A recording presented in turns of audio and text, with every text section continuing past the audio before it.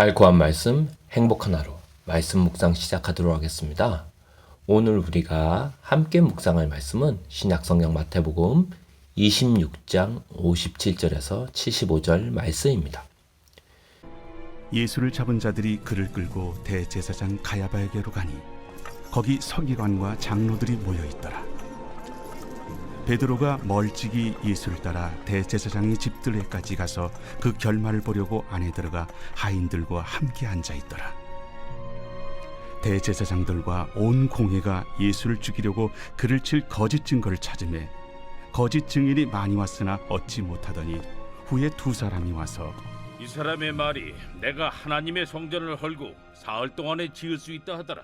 대제사장이 일어서서 예수께 묻되 아무 대답도 없느냐? 이 사람들이 너를 치는 증거가 어떠하냐? 예수께서 침묵하시거늘 대제사장이 이르되 내가 너로 살아계신 하나님께 맹세하게 하노니 내가 하나님의 아들 그리스도인지 우리에게 말하라. 네가 말하였느니라. 그러나 내가 너희에게 이르노니 이후에 인자가 권능의 우편에 앉아 있는 것과 하늘 구름을 타고 오는 것을 너희가 보리라.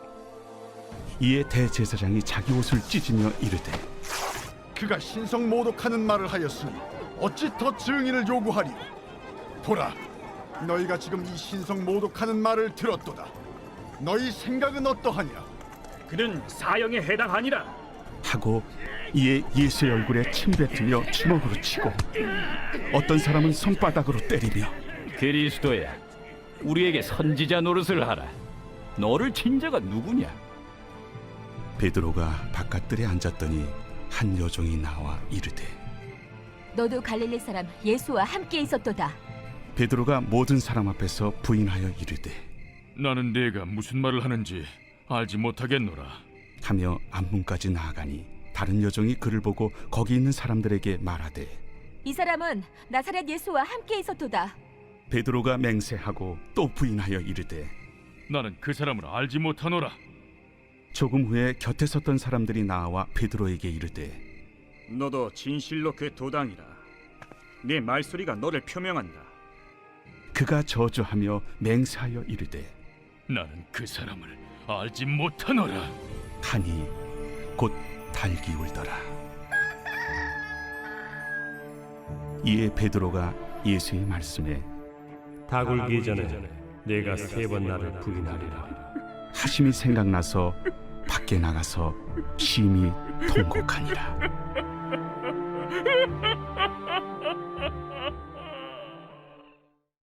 예수님이 십자가에 달리시기 바로 전날 밤에 그 주님께서 체포되시는 장면이 오늘의 이야기입니다. 원래 판결 전에 죄수를 결박하는 것은 불법이죠. 그런데 예수님은 이 모든 사항들이 다 불법이었습니다. 불법으로 체포가 되어서 정말로 무죄 추정의 원칙이란 걸 위반한 상황이죠. 그리고 판결 전에도 불법적인 폭력이 있었습니다. 재판관이 막지를 않죠. 아직 이 유죄라는 판결도 나오지 않는데 예수님의 얼굴과 몸을 폭행하고 때리고 채찍질하는 그런 장면들이 있습니다. 그리고 재판 시간도 불법입니다. 원래 야간에 재판을 하는 건 불법 재판이죠. 그리고 축제일 이렇게 6월절에는 재판을 하지 않습니다. 그러니까 시간도 날짜도 다 불법인 거예요. 장소도 불법입니다. 원래 재판은 성전 안에서 하는 정식 사내들인 공회의 재판으로 해야 되는데 지금 그런 재판이 아니죠. 대제사장의 뜰에서 사적으로 하는 불법 재판인 겁니다. 그리고 증인도 불법이고 증거도 불법입니다. 제사장들한테서 돈을 받고 선 거짓 증인들이 거짓 증거를 하고 있는 지금 상황이지 않습니까? 그리고 죄목도 불법입니다. 신성모독의 죄로 지금 고소가 됐는데 예수님은 진실로 하나님의 아들인데 신성모독이라는 죄는 해당하지 않습니다. 오히려 하나님의 아들을 비난하고 정죄하는 바리새인들, 제사장들이야말로 신성모독죄죠. 하나님의 아들 예수 그리스도를 조롱하고 모독하고 학대하고 비난하며 정죄하며 온갖 폭언과 폭행하는, 심지어는 사형에 처하여 죽이려고 하는 이들이야말로 진정한 불법자, 죄인들 아니겠습니까? 이런 상황 속에서 제자 베드로가 잔뜩 위축되고 겁먹어서 몰래 숨어서 그 재판하는 무리들, 그리고 예수님의 뒤를 따라가고 있는 상황입니다. 69절에 보면은 한 여종이 베드로를 향하여 말합니다. 당신도 예수와 함께 있던 사람 아닌가요? 모든 사람 앞에서 베드로가 그걸 부인하죠.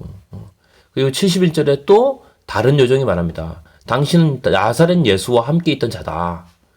그런데 베드로는 또 맹세하면서 부인합니다. 하나님께 맹세코 나는 이 사람을 알지도 못하는 사람입니다. 이렇게 얘기합니다.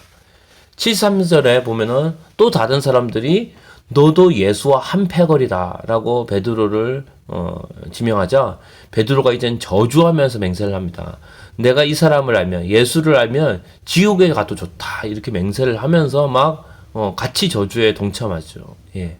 그리고 나서 74절 75절에 보면은 곧 닭이 울더라 이렇게 되어 있습니다. 닭이 울더라.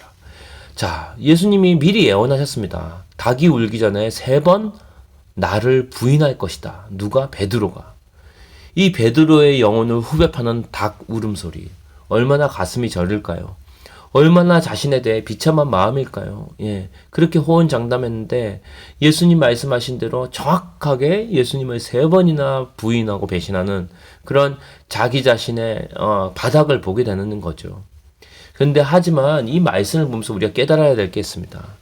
사실 이 말씀은 베드로의 실패를 보여주려고 하는 게 아니에요. 베드로의 실패는 별로 중요한 게 아닙니다. 왜냐하면 베드로의 실패에도 불구하고 그런 베드로를 끝까지 용서하시고 사랑하시는 그 예수님의 사랑을 우리가 봐야 된다는 거죠. 우리는 얼마든지 순간순간 주님을 배반하지만 그럼에도 불구하고 지금까지 하나님께 붙어 있는 건 우리의 믿음이 좋기 때문이 아니라 정말 여전히 사랑하시고 용서하시는 주님의 은혜 덕분인 줄 믿습니다.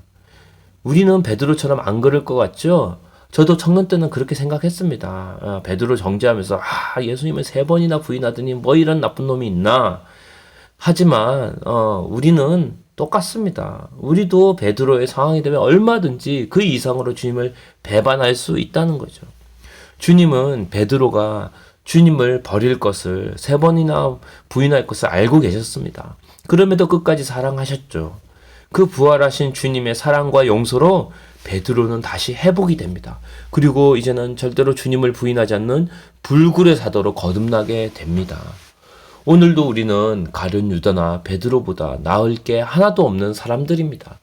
매일매일 주어진 상황에서 어쩌면 주님보다 나의 이익을 먼저 생각하지 않나요? 매 삶의 순간에서 나의 조그만 유익 때문에, 나의 조그만 체면 때문에 말씀을 보다는 나의 이익을, 나의 체면을 더 우선시하는 그것이 바로 주님을 부인하는 연속 아닌가요? 하지만 그 우리의 모든 죄와 연약함에도 불구하고 날마다 하나님의 용서와 은혜로 우리가 붙어 있는 겁니다. 그래서 바라기는 오늘도 주님의 은혜를 구한 하루, 주님의 용서로 살아가는 하루 되게 하여 주시옵소서.